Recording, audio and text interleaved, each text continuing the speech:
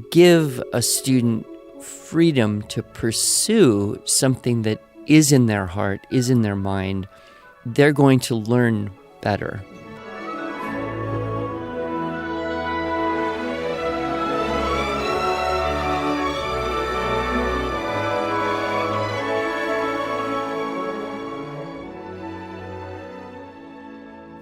Hello, and welcome to the Arts of Language podcast with Andrew Pudewa, founder of the Institute for Excellence in Writing, or as many like to say, IEW. My name is Julie Walker, and I'm honored to serve Andrew and IEW as the Chief Marketing Officer. Our goal is to equip teachers and teaching parents with methods and materials which will aid them in training their students to become confident and competent communicators and thinkers.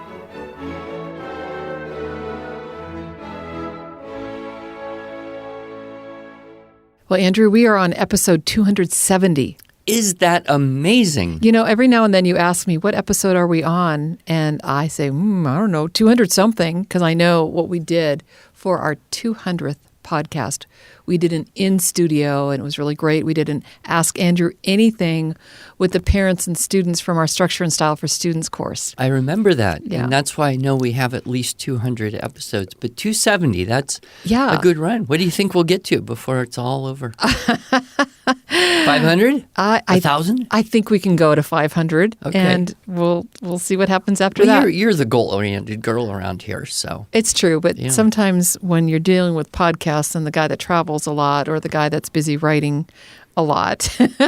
Well, we'll just plan a big party for 500. 500, that sounds great. We'll do it good. But now we're actually approaching 300 at 270, which means this one and two more Ask Andrew Anythings. I always look forward to that. Yeah, we have a tradition that every 10th episode we invite people to submit questions every single time at the end of every show, and I'm going to do it at the middle of the show too. Please, if you have any questions for Andrew, go ahead and submit them to podcast@iew.com, and we'll try and answer it on the air. And so that's what we're doing today. Okay. I hope you've got some interesting and challenging questions. I definitely have challenging and interesting questions. The listeners understand, I don't know these questions. No. This is live. Yeah. I mean, it's recorded, but it's live in the fact that I don't know what's going to happen. Yeah, he can read upside down, and so my paper is far enough away from him that he can't read he can't see what I'm reading. So, okay, we're going to start off with some high school student type questions. Okay. So we have a lot of high schoolers using IEW, and the first question asks, this is Drew. She asks, what are some practical ways to engage my apathetic high school student with poetry? Well, that is a little bit of a hard question. If you don't experience poetry when you're younger, it is harder to get into it later. I think one of the basic rules would apply is try to capture the imagination before you deal with the language. And I'm not sure what she's hoping for in terms of getting a teenager involved or interested or engaged with poetry. There are three areas you could look at. One would be memorizing, learning, memorizing, practicing, reciting poetry. Another area would be reading poetry and presumably enjoying that. And then the third area would be trying to analyze poetry. So I would put those in that order of importance. If you're jumping in saying, let's analyze a poem, before you really have an affinity for poetry in general, it's a disconnect, especially for a teenager, especially for a teenage boy whose interests are starting to become more distinct. And when you say, use your time this way, and they don't care because they have other things they want to do with their time, it's a hard sell. And I'm not even sure it's worth it. Right. But I do believe the first step in appreciating poetry is to memorize some of it. And the first type of poem to start with is the one that has a storyline, a narrative poem, or some kind of historical relevancy. I'm thinking Paul Revere's Ride or Charge of the Light Brigade. Well, and you mentioned Charge of the Light Brigade. I have a good friend who was inspired by your poetry talk many years ago, and she didn't go week 1, poem 1, level 1. Ooey Gooey was a worm. I don't even know what level it was, but she had a teenage son, and she said, "Son, we're doing Charge of the Light Brigade," and he loved it. Great. He loved getting that imagination, that one, and then humor, the poems that have a humorous element to them. And what I have noticed again and again is that if you memorize some poems that tell a story or entertain, and you share that with people, the positive response you get encourages you to go for more poems and perhaps, expand into poems that have some classic quality or artistic value that isn't quite so immediate. So, it's like teaching music. Start with the piece that's kind of fun and exciting or dramatic, and gradually you can expand the repertoire. After you have memorized a few poems, you feel like, okay, poems make sense to me now. They can tell a story. They can evoke emotion. They can make you laugh. They can connect you with a period of history. And then when you read poems, you're more likely to have that same response. The thing I believe, have to be very careful about, and this is true of all literature, whether it's short stories, poems, novels, great books, don't jump into trying to analyze them in that academic sense. So let's learn about meter and rhyme scheme and imagery that's contained and poetic devices and do all that kind of thing you'd get in maybe a high school English curriculum or something. If you do that first, it's a little bit like dissecting a fish as opposed to fishing. Right. Which one would a teenager be attracted to first? I'm not sure. Might depend on the child. But most would say, hey, let's learn about catching fish. Let's get into the experience side rather than the academic side. Right. So those are a few thoughts. And, also at a certain point, you do have to just say, if I'm really getting pushback with this child at this age, is it worth fighting this battle? Is it worth spending the time and forcing it? Or will we hope that a new window of opportunity opens up later and not push it at the moment? Right, right. You have a talk that you give, and I don't remember which talk it contains, but there's kind of this idea that once they get to a certain age, you want your students to direct their own education. Is that in the 7 Keys of Great Teaching? Well, I think that's something I mentioned in various ways. I, have pointed out that in terms of relevancy, right, there's intrinsic, inspired, contrived, and enforced relevancies. And we can refer people to the series on motivation. Right, yep. But that intrinsic or inspired is where you get the best learning. Yep.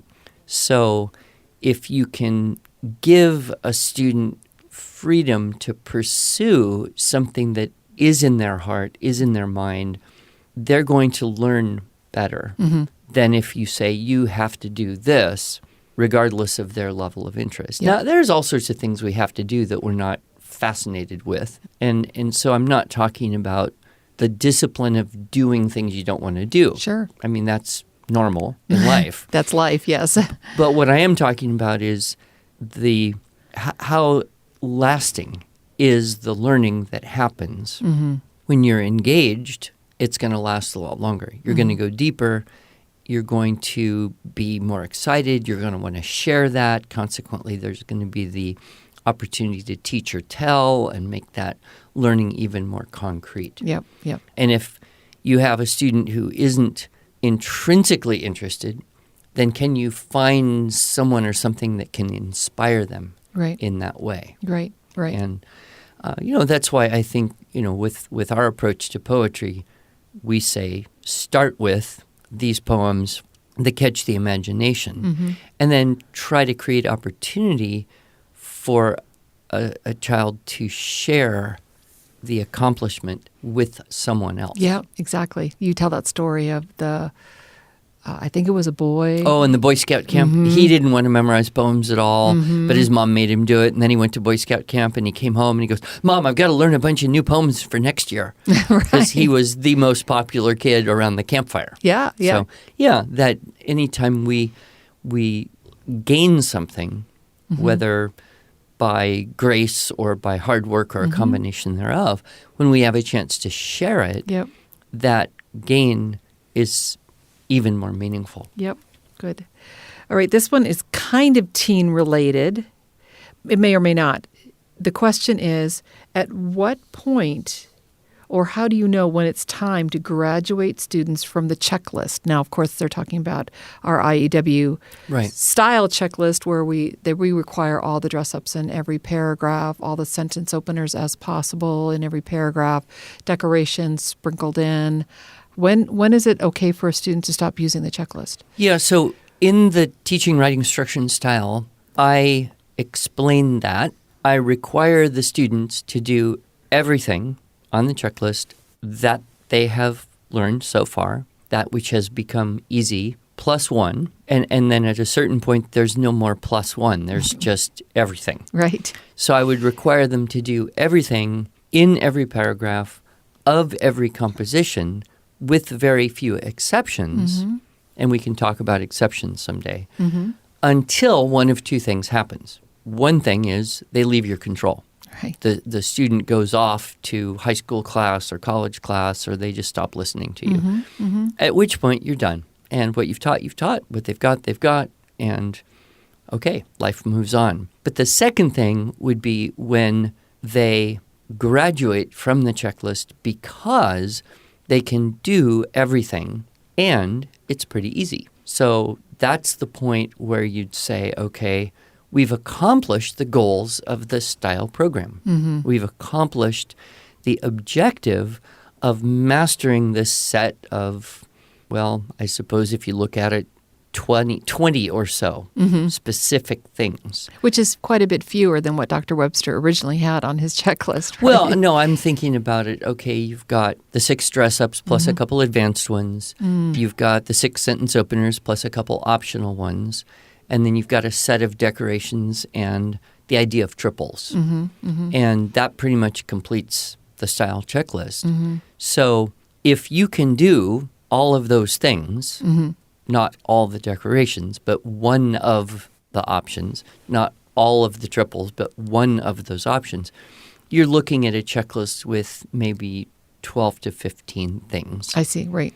And then there's the things you didn't use. So I'm just ballpark it. Let's say there's 20 things, and you can do all those things, and you can make it work. You can engineer, if you will, a paragraph to say what it's supposed to say and fit in all that style. Well, you've done it. You've accomplished the exercise. And I've used the analogy of playing scales and etudes or running with weights or following recipes. We've talked about cooking.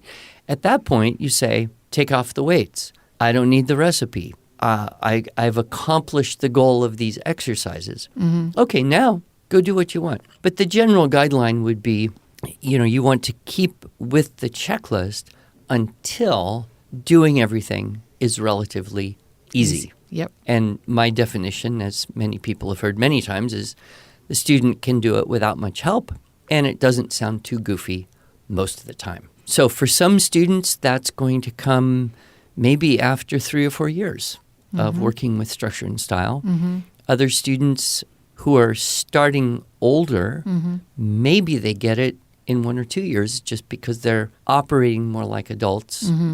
And then other students may never get it by the end of your time with them, right? Whether that's in the home or the classroom. But what we can know for sure is that whatever a student takes away into another writing environment will serve them well. They won't necessarily remember everything that they practiced on that checklist, but they will be writing a paper for such and such a class, and it'll pop into their head and say, oh, here's a perfect chance to do an ing opener, or, whoa, this would be a great little simile to fit in here. And so because they've practiced with all those tools, the familiarity is much more likely to empower them as they go off and kind of do whatever they have to or do whatever they want to later when they're free of the weights highly of the checklist. structured system, the weights of the checklist. Yeah, good. Okay, good. I hope that helps. Okay, that was from Jennifer. So let's see what Stacy asks. This is actually kind of a product question, so you might throw this right back at me, but I would then throw it to you. Okay. Stacy asks, have you ever thought about making a version of the Phonetic Zoo spelling cards that students can color?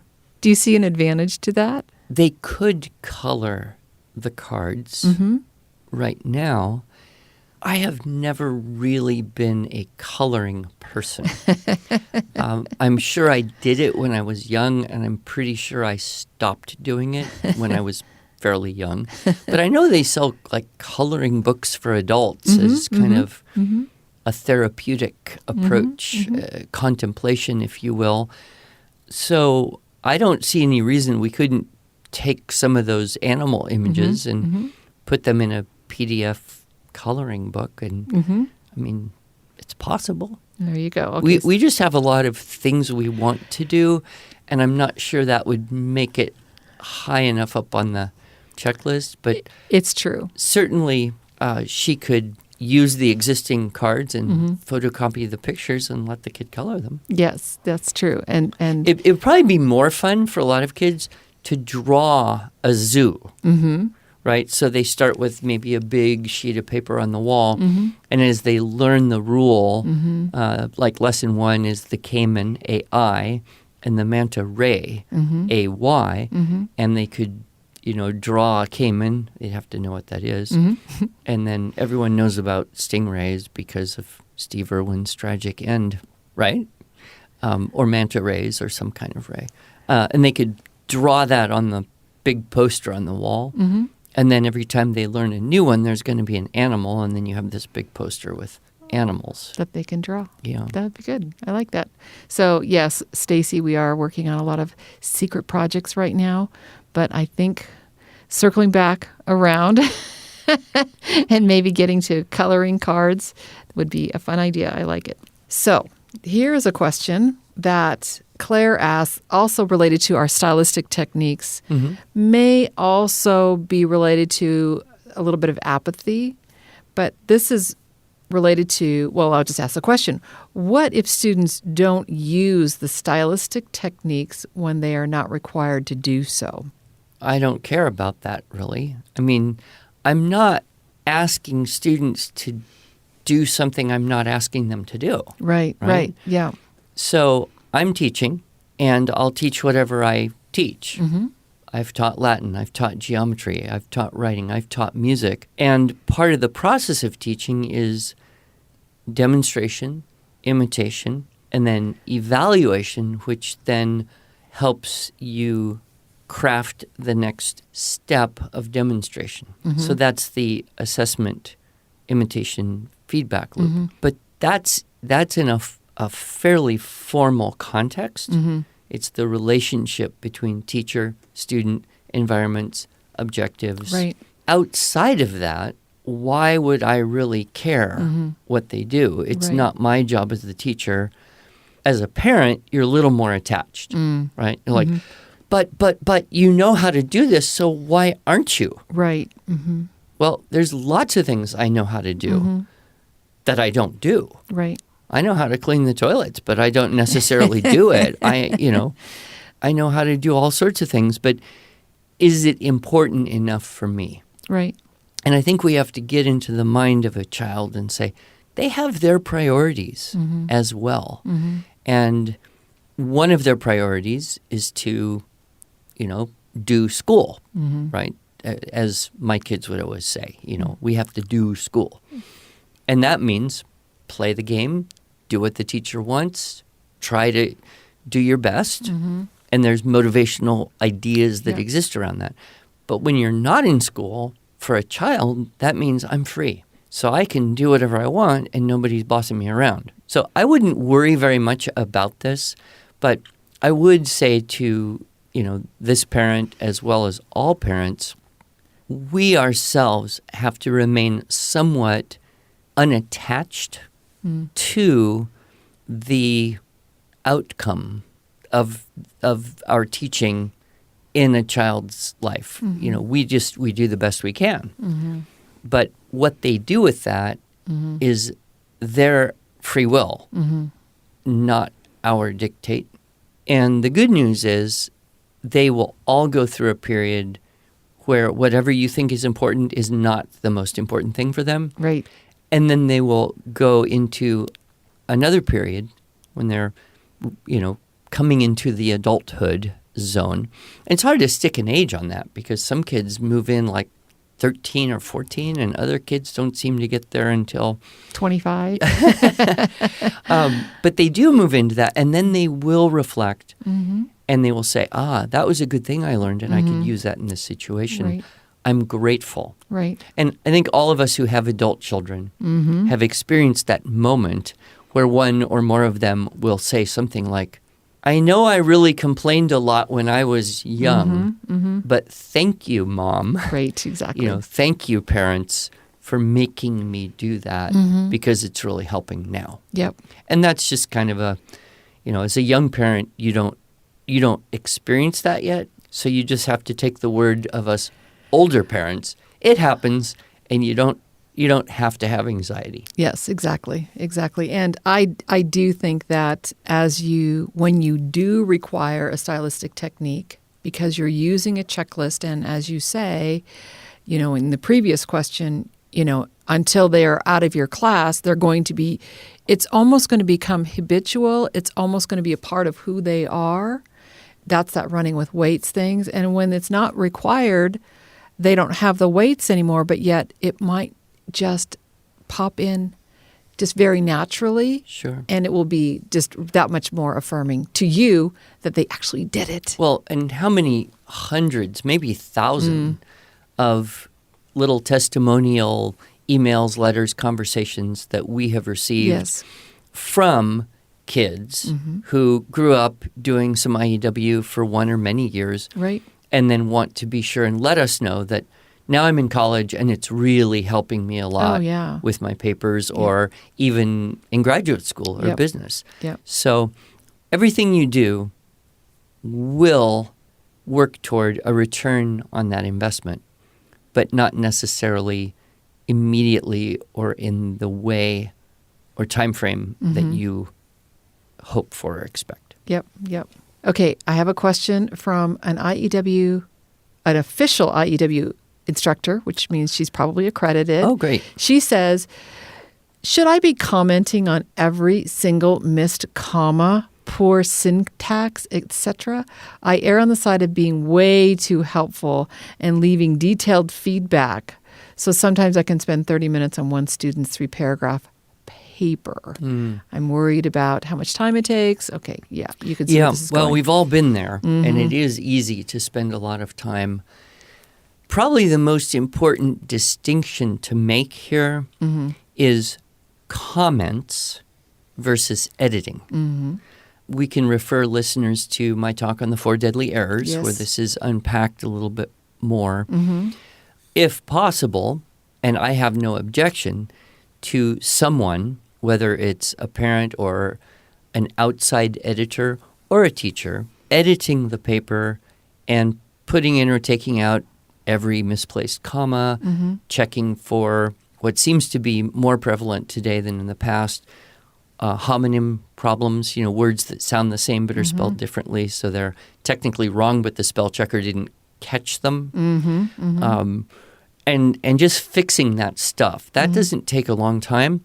What does take a long time is if you try to explain why you did that, which I'm not interested in doing myself, and I'm not sure it's really the best way to teach anyone because you end up writing all these little mini lectures in the margin. And you can spend half an hour on one short little 3-paragraph story, 5-paragraph essay or something. Exactly. And if you have a dozen students, you just wiped out a day of your life practically. Yes, and we've actually had conversations about why high school and college instructors do not give writing assignments because they're overwhelmed by the grading. Yeah, exactly. So if it's just editing, that means you fix it up and you hand it back. No lectures, no explanations. Right. And then the student has to go and produce a more perfected version of that, either by copying it over or more likely going back and putting those things in as they have,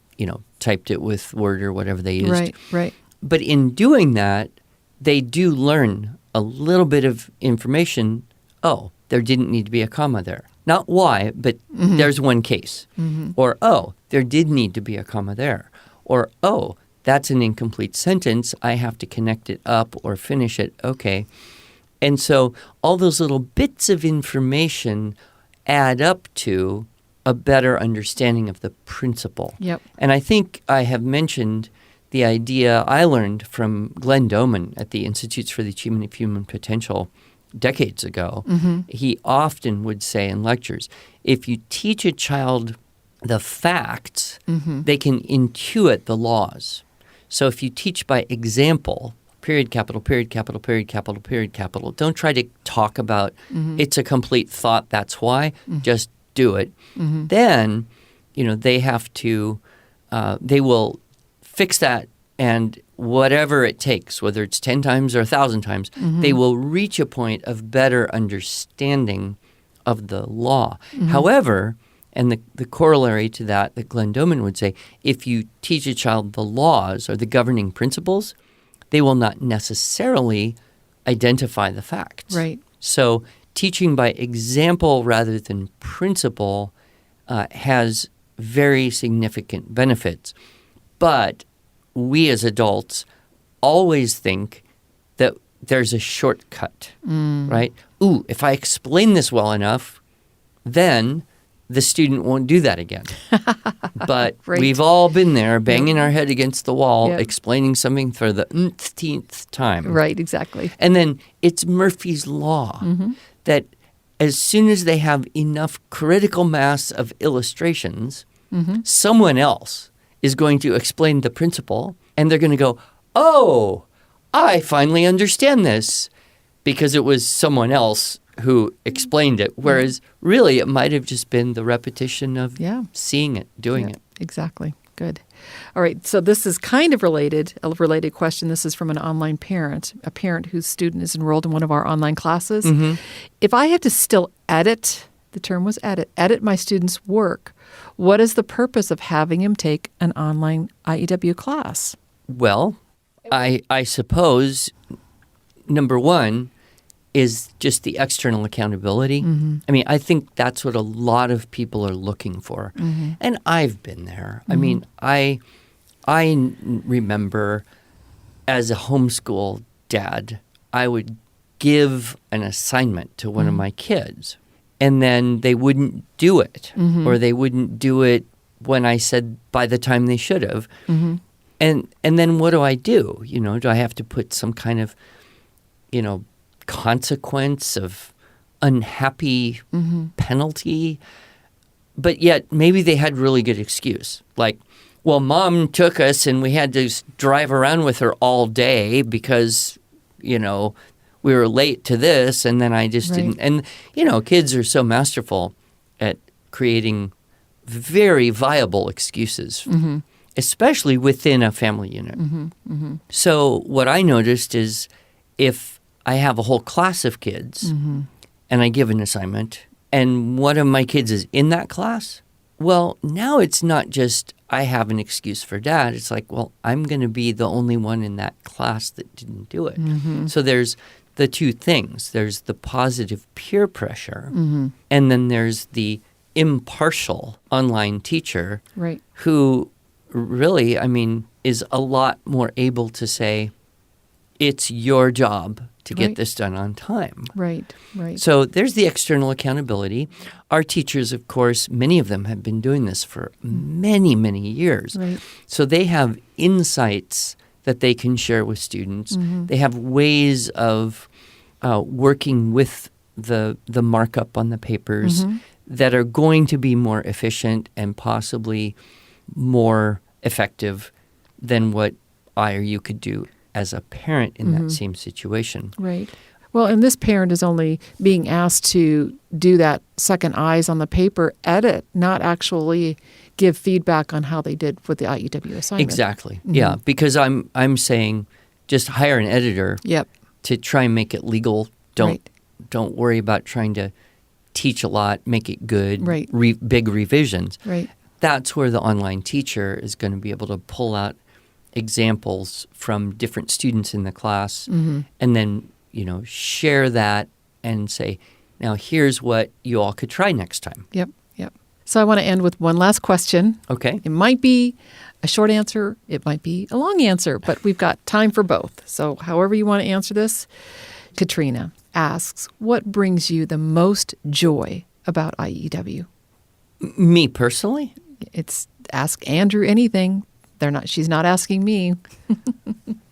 Well, I think obviously it's just the incredible, almost continuous and universal gratitude that we receive from people who have done what we told them to do and got a great result. Whether that was something like, thank you so much, you saved my homeschool. Yeah. I was about to give up, but then I found your writing thing and it really transformed us. That's something that hits really close to my heart. Yeah. Or a teacher who says, this has really helped me just bring the level of all my students up in a way I've never really been able to do before. Right. There's always, high aptitude, talented kids. But when I hear teachers who say, but I was really able to help the kids who were most challenged in this area of, writing and grammar, that's where my heart is. Yes. And of course, we see that a lot as we get into the world of dyslexic kids or, special needs of some sort. And so I think, when I see that the difference we have made is more than just academic, but it's worked at the core of people's ability to make real changes in attitude, aptitude, and ability. Oh, and I know that's very true, Andrew. I know that you definitely appreciate gratitude. I hear that often from you. And for that, I will say thank you for these great answers, and thank you for all you do for all of us here at IEW. Well, and thank you for asking me any question that comes. Okay, until next time. All right.